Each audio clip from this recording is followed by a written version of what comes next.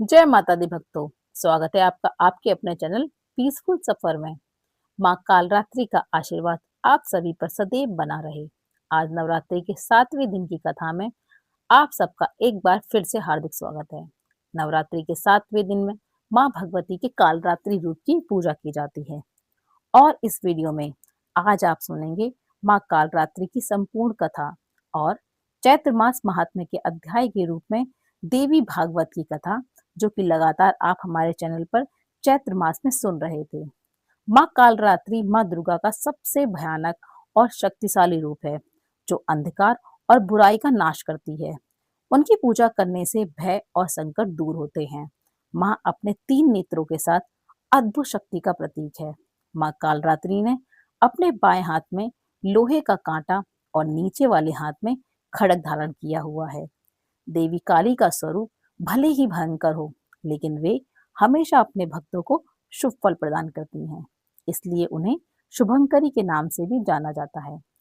कालरात्रि माता को गुड़ का भोग, लाल वस्त्र, रात रानी के पुष्प और दीपों से की गई पूजा अत्यंत प्रिय है। माँ की पूजा करने से ब्रह्मांड की सभी शक्तियां, सभी सिद्धियां प्राप्त होती हैं और असुरी शक्तियां भयभीत होकर दूर भाग जाती हैं। इसके अलावा दानव, राक्षस और भूत प्रेत उनके नाम से भी भगाए जाते हैं। महाकाल रात्रि ग्रह बाधाओं, अग्नि, जल तंतु, शत्रु और रात्रि के भय को दूर करती है। माँ की कृपा से हर भक्त हर प्रकार के भय और संकट से मुक्त हो जाता है। पौराणिक कथा के अनुसार माँ कालरात्रि का जन्म तब हुआ जब दानवों का आतंक तीनों लोकों में फैल गया था। शुंभ निशुंभ और रक्तवीत जैसे राक्षसों ने देवताओं को परेशान कर रखा था। इस संकट से त्रस्त होकर सभी देवता भगवान शिव के पास पहुंचे और उनसे सहायता की गुहार लगाई। भगवान शिव के परिस्थिति की गंभीरता को समझते हुए अपने समीप बैठी देवी पार्वती से राक्षसों के वध का अनुरोध किया। तब देवी पार्वती ने भगवान शिव से आज्ञा ली और दैत्यों का संहार करने के लिए अपना रूप बदलकर मां दुर्गा का तेजस्वी रूप अवतार ले लिया। यह रूप अत्यंत मनोहर और शक्तिशाली था। देवी को देखकर सभी दानव अचंभित रह गए, लेकिन वे हार मानने वाले नहीं थे। फिर एक भीषण युद्ध शुरू हुआ। माँ दुर्गा ने पहले शुभ और निशुभ का वध किया। इसके बाद सबसे शक्तिशाली दानव रक्तवीर से युद्ध आरंभ हुआ। यह दानव ब्रह्मा जी से एक विशेष वरदान प्राप्त कर चुका था। वरदान के अनुसार जब भी उसके शरीर से रक्त की कोई भी बूंद धरती पर गिरती, तो वहां पर एक और रक्तबीज उत्पन्न हो जाता। यानी जितना अधिक उसे मारा जाता, उतने ही नए रक्तबीज पैदा हो जाते। इस प्रकार उसकी सेना भी असंख्य थी।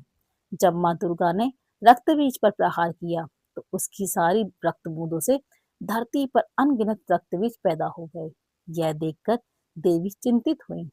तभी उन्होंने अपने भीतर की प्रचंड शक्ति को जागृत किया और उनके दिव्य शरीर से एक अग्नि स्वरूप भयंकर और रौद्र रूप प्रकट हुआ। और जो रूप प्रकट हुआ वह था माँ कालरात्रि का। माँ कालरात्रि ने युद्ध में प्रवेश करते ही अपनी प्रचंड शक्ति का प्रदर्शन किया और जैसे ही उन्होंने रक्तबीज को घायल किया, उसके शरीर से रक्त बहा। माँ कालरात्रि ने वह सारा रक्त जमीन पर गिरने से पहले ही अपने मुख में पान कर लिया, जिससे कोई भी नया रक्तबीज उत्पन्न न हो सके। इस प्रकार उन्होंने आखिरकार रक्तबीज का वध करके पूरे ब्रह्मांड को उस राक्षसी शक्ति से मुक्त कर दिया। यह थी माँ कालरात्रि की कथा। तो सभी प्रेम से बोलिए, कालरात्रि मैया की जय हो। अब सुनिए देवी भागवत की आज की कथा। महिषासुर देवी से कहता रहा कि मंदोदरी की एक छोटी बहन थी। वह सुंदरी कन्या का नाम इंदुमती था।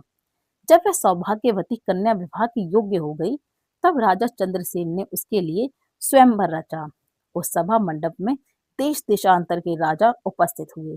इंदुमती ने किसी एक शक्ति संपन्न राजा के गले में हार डाल दिया और वह नरेश बड़ा ही सुंदर, कुलीन और सुशील था तथा संपूर्ण शुभ लक्षणों से युक्त था। उसी समय मंदोदरी पर काम के बाण असर कर गया। वह आतुर हो उठी। इतने में किसी एक रुद्र नरेश पर उसकी दृष्टि पड़ गई और वह बड़ा दुष्ट था। किंतु उसके सर्वांग में चतुरता भरी थी। दशरथ राजकुमारी के मन में वही जज गया। तब सुंदरी मंदोदरी ने अपने पिता से कहलवाया, पिताजी, आप मेरा भी विवाह कर दीजिए। आज इस स्वयंवर के अवसर पर मध्य देश के राजा को देखकर मुझे ऐसी इच्छा उत्पन्न हो गई है कि मुझे भी विवाह कर लेना चाहिए। पुत्री की ऐसी बात सुनकर राजा चंद्रसेन मन ही मन हंसे और उस कार्य की व्यवस्था में लग गए। फिर मध्य देश के राजा चारु देश को घर पर बुलाया गया और वैवाहिक विधि संपन्न करके अपनी कन्या मंदोदरी उसे सौंप दी गई।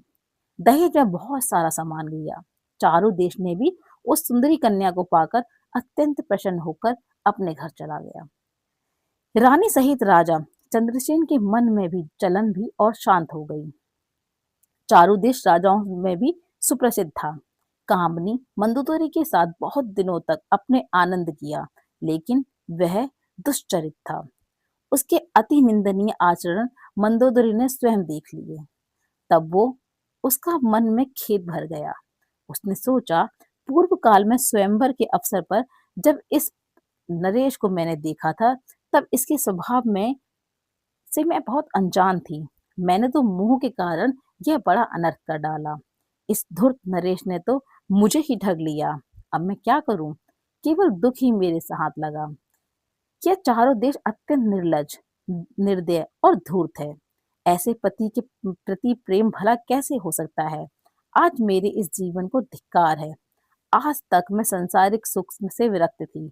अब जो नहीं करना चाहिए वह कार्य कैसे कर डाला मैंने, और उसी का परिणाम स्वरूप मुझे यह दुख भोगना पड़ रहा है।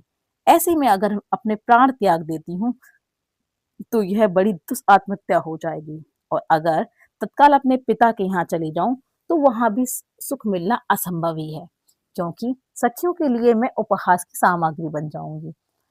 इसमें कोई संशय भी नहीं था। इसलिए विरक्त होकर यहीं रहने के लिए मेरा ही ये कर्तव्य है। समय बलवान है, उसके प्रभाव से पुनः काम संबंधी सुख का परित्याग आवश्यक हो गया। मैं ससुर देवी से बता रहा था कि इस प्रकार सोच समझकर वह नारी मंदोदरी दुराचारी पति के घर पर ही रह गई। उसका प्रत्येक क्षण शोक और संताप में व्यतीत होने लगा। सांसारिक सुख उसके लिए नहीं के बराबर हो गया। अतएव कल्याणी, तुम भी इस समय मुझ नरेश का अनादर करके फिर काम होकर किसी अन्य मूर्ख निंद पुरुष की सेवा में रहना चाहती हो, तो मेरी सच्ची बात मान लो। स्त्रियों के लिए यह परम हितकारक है। अगर तुम ऐसा नहीं करती हो तो तुम्हें अपार शोक का सामना करना पड़ेगा, इसमें कोई भी संदेह नहीं। तब देवी ने कहा, अरे मूर्ख, तू अब पाताल भाग गया है। जा फिर मुझसे युद्ध कर। मुझे मारने के बाद संपूर्ण असुरों का वध करके मैं सुख पूर्वक यहाँ से जाऊंगी। दानव जब जब संत पुरुषों पर कष्ट पहुंचाता है, तब तब उनकी रक्षा करने के लिए मैं देह धारण प्रकट करती हूँ। दैत्य, तू निश्चय समझ, मैं अरूपा और अजन्मा हूँ, फिर भी देवताओं की रक्षा करने के लिए रूप और जन्म धारण करना स्वीकार कर लेती हूँ। महिषासुर मेरी वाणी अमोघ है, तू इस पर ध्यान दे। देवताओं की प्रार्थना करके पर तुझे मारने के लिए ही मैं प्रकट हुई हूँ। तुझे मारने के बाद मैं पुनः अंतर्ध्यान हो जाऊंगी, इसलिए तू युद्ध कर या फिर पाताल में जा, जहाँ असुर निवास करते हैं, वहां चला जा। अब तो मैं तुझे मार ही डालना चाहती हूँ, और यह मैं बिल्कुल सच्ची बात कह रही हूँ। व्यास जी कहते हैं, भगवती जगदम्बा के ऐसा कहने पर महिषासुर हाथ में धनुष लेकर युद्ध करने की इच्छा से युद्ध के मैदान में उपस्थित हो गया। उसने तीखी नोक वाले बाणों को कान तक खींचकर तुरंत चलाना आरंभ कर दिया। तब देवी ने कुपित होकर अपने तीक्ष्ण बाणों से महिषासुर के बाण काट दिए। इसके बाद भगवती जगदम्बा और महिषासुर में परस्पर अत्यंत भयंकर युद्ध आरंभ हो गया। देवता और दानव दोनों परस्पर विजय के लिए लारक थे। इतने में दुर्धर आधम का और देवी को लक्ष्य करके तीखे बाण उन पर चलाने लगा। उसके वे भयंकर बाण विष में बुझाए गए थे। तब भगवती की क्रोधाग्नि उठ धक गई। उन्होंने चमकीले बाणों से तुरंत पर आघात पहुंचाया, जिससे तुरंत उस दानव के प्राण पखेरु उड़ गए और पर्वत शिखर की तरह जमीन पर गिर पड़ा। धुरंधर की मृत्यु देखकर उत्तम अस्त्रों का जानकर त्रिनेत्र आया और उसने 7 बाणों से जगदम्बा पर आघात किया। तभी बाण उन तक भी न आ सके कि भगवती जगदम्बा ने अपने तीखे बाणों से उन्हें भी काट डाला। साथ ही त्रिशूल से त्रिनेत्र की धज्जियां भी उड़ गईं। त्रिनेत्र इस लोक से चल बसा। यह देखकर तुरंत अधक आ पहुंचा। उसके पास लोहे की बनी हुई गदा थी। उसने उससे सिंह के मस्तक पर प्रहार किया। अधक अत्यंत बलवान योद्धा था, लेकिन सिंह ने क्रोध में भरकर उसे अपने नखों से चीर डाला और उसका मांस खाने लगा। इतने में राक्षस संग्राम में वहां पर आ गया। यह देखकर महिषासुर के आश्चर्य की सीमा रही नहीं रही। उसने देवी को बाणों का लक्ष्य बनाया। बाणों को अपने शरीर पर आने से पहले ही देवी ने उन सभी तीखे बाणों से उन सबके टुकड़े टुकड़े कर दिए और गदा से उसकी छाती में चोट पहुंचाई। देवताओं के लिए ये कंटक स्वरूप एक दैत्य महानिश था। गदा की चोट लगने से उसे मूर्छा आ गई। फिर पीड़ा सहन करने पर वह तुरंत युद्ध भूमि में आ धमका। उसने अपनी गदा देवी के सिंह के मस्तक पर चला दी। अब तो सिंह को असीम क्रोध आ गया, अतः अपने नखों से उस महान दानव को फाड़ डाला और वह तत्पर हो गया। तब महिषासुर भी पुरुष की आकृति त्याग कर सिंह बन गया और उसने देवी के मत वाले सिंह को नखों से चीरने का प्रयास आरंभ कर दिया। महिषासुर सिंह बन गया था। यह देखकर देवी क्रोध से तमतमा उठी। अनेकों तीखों तीर देवी के पास थे, जो ऐसे संगाहित थे मानो क्रूर विषधर सर्प की हो। वे महिषासुर पर उन बाणों की वर्षा करने लगे। तब वह दानव सिंह का वेश त्याग कर गंड स्थक में मत चुचाने वाले हाथी बन गया। फिर मनुष्य बनकर उसने हाथ में पर्वत का शिखर उठा लिया और उसे भगवती चंडिका पर फेंकने लगा। जगदम्बा ने अपने चमकीले बाणों से आते ही पर्वत शिखर को तिल तिल करके काट दिया और वे ठाकर हंसने लगी। तब सिंह उछला और पुनः गजराज बने हुए महिषासुर के मस्तक पर विराजमान होकर अपने नखों से उसे फाड़ने लगा। इतने में महिषासुर हाथी का रूप त्याग कर अत्यंत बलवान एवं भयंकर सर्प बन गया और क्रोधित होकर देवी के सिंह को मारने के लिए प्रयास करने लगा। तब दानव को सर्प वेशधारी देखकर देवी क्रोध से भर गई। उन्होंने छठ तलवार से उसके मस्तक पर आघात किया। उस दानव ने भी देवी पर चोट की। अब दोनों में अत्यंत भयंकर युद्ध होने लगा। उसने पुनः भैंसे की आकृति धारण कर ली और फिर वह सींगों से देवी को मारने लगा। उसका वह रूप बड़ा भयानक और विकराल था। उसके पूंछ घुमाने और सींग झाड़ने से देवी को चोट लगने लगी। वह दुरात्मा बड़ी प्रसन्नता के साथ हंसता हुआ पूंछ और सींगों के सहारे बलवान पत्थरों को घुमा घुमा कर फेंक रहा था। बल के अभिमान में चूर रहने वाले उस असुर ने कहा, देवी अब तुम सम्रांगण में से डट जाओ। रूप एवं तारुण्य से शोभा पाने वाले तुम्हें आज मैं अवश्य ही मार डालूंगा। तुम्हारी बुद्धि मारी गई है। इसी से तो मंदोदम तुम होकर तुम इस समय मेरे साथ युद्ध कर रही हो। अत्यंत मोह में पड़ जाने से तुम्हारा सारा बल बिल्कुल व्यर्थ जा रहा है और तुम्हें मारने के बाद मैं देवताओं के भी प्राण हर लूंगा, जो कपट से अपनी प्रतिष्ठा जमाए हुए हैं। और तुम नारी को अगवा बनाकर जिन धूर्तों को विजय पाने की लालसा दिला रही हो। तब देवी बोली, हे मूर्ख, व्यर्थ अभिमान मत कर। सम्रांगण में ठहर जा। मैं तुझे मारकर श्रेष्ठ देवताओं को निर्भय बनाऊंगी।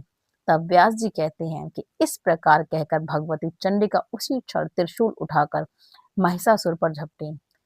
उनके इस प्रयास से देवताओं में अपार हर्ष छा गया।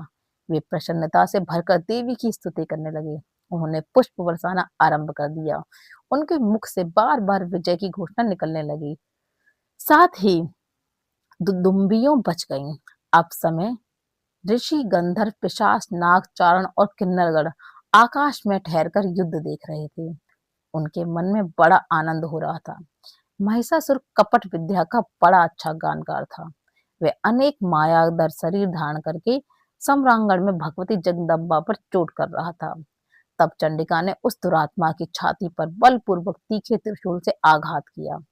उस समय देवी की आंखें क्रोध से लाल हो उठी थी। चोट लगने पर महिषासुर भूमि पर गिर पड़ा।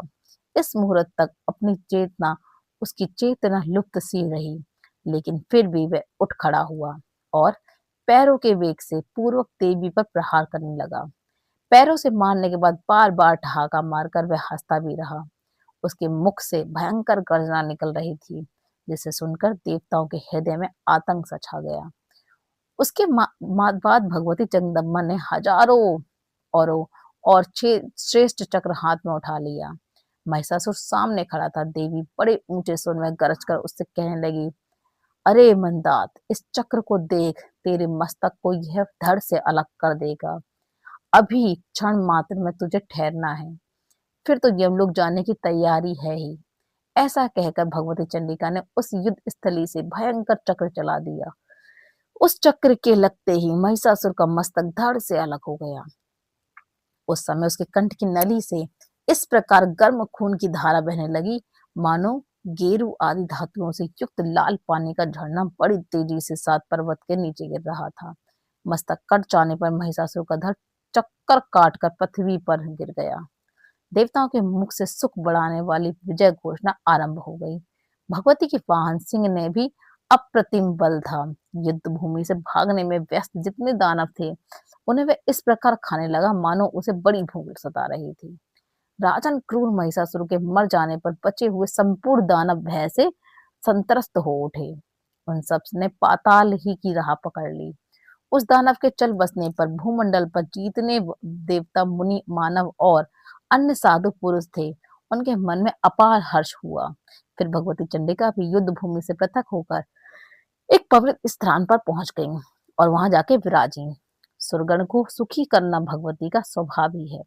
अतः उन देवी की आराधना करने के लिए वे तुरंत वहां आ पहुंचे।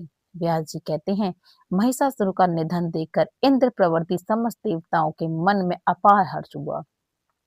वे भगवती जगदम्बा की स्तुति करने लगे। व्यास जी कहते हैं, देवताओं के मुख से स्तुति गान करने पर देवी ने मधुर स्वर में उनका कहा, आदरणीय देवताओं, इसके अतिरिक्त भी कोई दुस्साहसन कार्य हो तो उसे बताओ। जब जब देवताओं के सामने कोई अत्यंत दुर्घट कार्य उपस्थित हो, तब तब उन्हें मुझे याद करना चाहिए। मैं शीघ्र ही तुम्हारा कष्ट दूर कर दूंगी। देवताओं ने कहा, देवी, यह महिषासुर हमारा घोर शत्रु था। आज आपके हाथों यह काल का ग्रास बन गया। इससे हमारे संपूर्ण कार्य संपन्न हो जाएंगे। जगदम्बे, अब आप अपने प्रति हमारी ऐसी अविचल भक्ति स्थापन करो, जिसके परिणाम स्वरूप हमारे द्वारा निरंतर आपके चरण कमलों का इस्तेमाल होता रहे। केवल माता ही ऐसी हैं जो हमारे हजारों अपराधों को सदा सहा करती हैं। इस बात को जानकर मनुष्य आज जगन माता की उपासना क्यों नहीं करते? इस देह रूपी वृक्ष पर 2 पक्षी विराजमान थे। इनमें निरंतर साक्ष्य भाव वर्तमान रहता था। तीसरा कोई सखा नहीं था जो अपराध क्षमा कर सके। अतः अपने परम सखा रूपा आप में परमेश्वरी को छोड़कर जीव किसकी कृपा से कल्याण प्राप्त कर सकेगा? देवताओं अथवा मानव में भी वह प्राणी पापात्मा, मंदभागी और अधम है, जो अत्यंत दुर्लभ देह पाकर भी आपके भजन स्मरण से विमुख है। मन, वचन और कार्य से बार बार दोहराकर हम यह सत्य कह रहे हैं, देवी, सुख अथवा दुख प्रत्येक परिस्थिति में आप ही हमारे लिए अद्भुत शरण हो। आप अपने संपूर्ण आयुधों द्वारा हमारी निरंतर रक्षा करो। आपके चरण कमल की रज को छोड़कर हमारे लिए कोई और शरण नहीं है। व्यास जी कहते हैं, इस प्रकार देवताओं के स्तवन करने पर भगवती जगदम्बा वहीं अंतर्ध्यान हो गई और वहां से पधार गई। यह देखकर देवता असीम आश्चर्य में पड़ गए। व्यास जी कहते हैं, राजन सुनो, अब देवी का उत्तम चरित्र कहता हूँ। यह कथा संपूर्ण प्राणियों को सुख देने वाली है तथा समस्त पापों का नाश करने वाली है। अशुभ और निशुभ यह 2 बड़े भाई बलवान और राक्षस थे। किसी भी पुरुष के द्वारा इन सूरवीरों की मृत्यु संभव नहीं थी।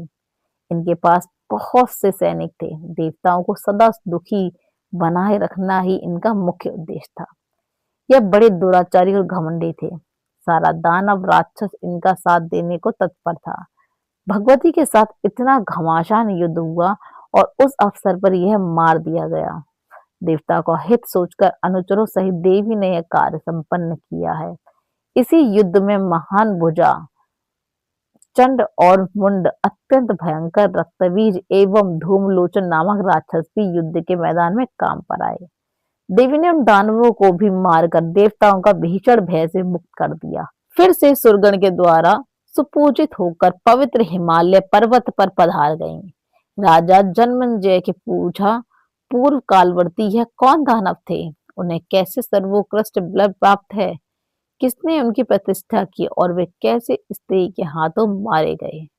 उन्होंने किसकी तपस्या की अथवा किससे वरदान पाया जिसके परिणाम स्वरूप वे इतने अपार बलशाली हो गए और फिर से किस प्रकार मारे गए? यह सभी प्रसंग विस्तार पूर्वक कहने की कृपा कीजिए। व्यास जी कहते हैं, राघव सुनो, देवी चरित्र से संबंध रखने वाली यह कथा बड़ी ही विलक्षण है। इसके सुनने से संपूर्ण पाप नाश हो जाते हैं। यह मंगलमय कथा धर्म अधर्म काम मोक्ष समस्त फलों को देने वाली है। प्राचीन समय की बात है, शुभ और निशुभ नाम से विख्यात दो दानव पाताल से भूमंडल पर आ गए। वे दोनों सगे भाई थे। उनकी आकृति देखने लायक थी। पूर्ण वयस्क होने के पर भी उन्होंने घोर तपस्या आरंभ की। परम पावन पुष्कर तीर्थ में जाकर अन्न और जल का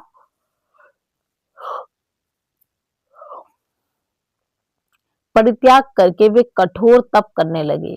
योग साधना में तत्पर रहने वाले शुभ और निशुभ की वह तपस्या लगातार 10,000 वर्षों तक चली रहती थी। वे एक आसन पर बैठकर सर्वोत्कृष्ट दंड में संलग्न हो गए। अब मुझे बहुत तेज नींद आ रही है।